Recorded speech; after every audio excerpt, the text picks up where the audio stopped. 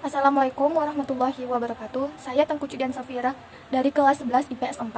Di sini saya akan mempresentasikan tugas geografi yang akan diberikan. Yang pertama, materi bab 6, keragaman budaya Indonesia. Soal yang pertama, carilah bentuk kebudayaan tradisional Indonesia. Ngaben adalah salah satu upacara umat Hindu di Bali yang tergolong upacara putra Yidyana atau upacara yang ditunjukkan kepada leluhur.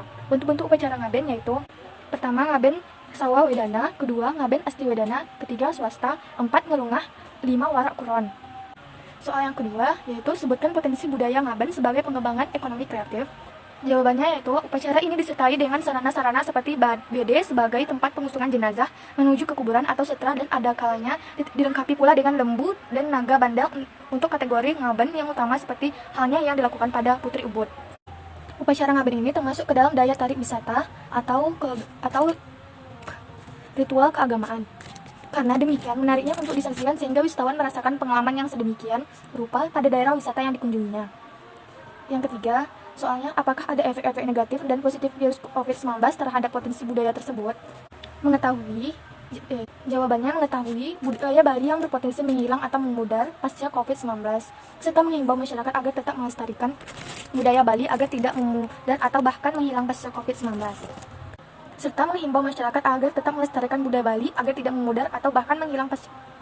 Hasil penelitian ini menunjukkan adanya penyesuaian terhadap kegiatan-kegiatan adat Bali yang ditunda sehingga muncul potensi pergeseran karakter budaya Bali dari yang semula mengedepankan aspek komunal menjadi cenderung individualis.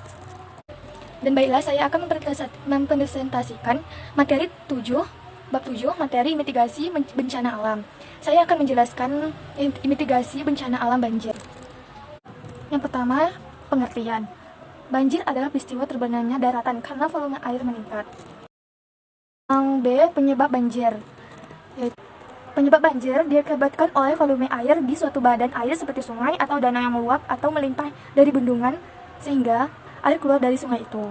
Dan banjir juga dapat terjadi di sungai ketika alirannya melebihi kapasitas saluran air, terutama di kelokan sungai. Penyebab umumnya curah hujan yang tinggi pada saat musim hujan, yaitu penyebab khususnya yang pertama faktor manusia, ada 7. Pertama, illegal living; kedua, membuang sampah ke sungai; ketiga, kurangnya kesadaran masyarakat; keempat, kurangnya lahan hijau; kelima, bendungan dan saluran air rusak; keenam, keadaan tanah tertutup semen; ketujuh, rusaknya hutan bakau. Dan yang D, faktor alam: pertama, curah hujan yang tinggi; kedua, erosi tanah; ketiga, di daerah bebatuan daya serap sangat kurang; keempat, daerah gersang. Ini adalah peta indeks ancaman bencana banjir di Indonesia.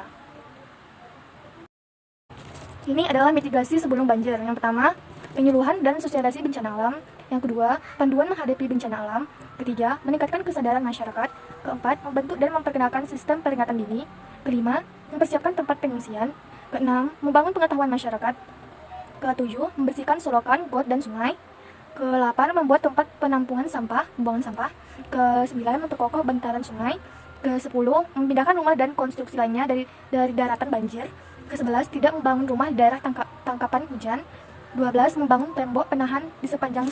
Dan ini mitigasi saat terjadinya banjir. Yang pertama, jangan panik; kedua, utamakan keselamatan diri dan keluarga; ketiga, amankan surat-surat berharga, benda-benda berharga, dan dokumen penting; keempat, cabut dan pindahkan semua barang elektronik dan turunkan sekring listrik; kelima, buatlah tanggul penahan air sementara di depan pintu rumah kita menggunakan semen; keenam, evakuasi sekeluarga ke tempat yang aman; ketujuh, ikut mendirikan tenda pengungsian dan pembuatan dapur umum; ke-8, ikut terlibat dan pendistribusian bantuan; ke-9, mengusulkan untuk mendirikan pos kesehatan.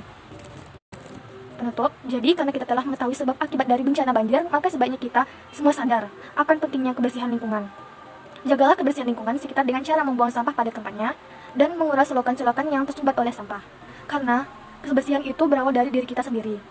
Lingkungan yang bersih akan menghindarkan kita dari penyakit dan bencana, sedangkan lingkungan yang kotor adalah tempat bersarangnya penyakit. Sekian dari saya. Assalamualaikum warahmatullahi wabarakatuh.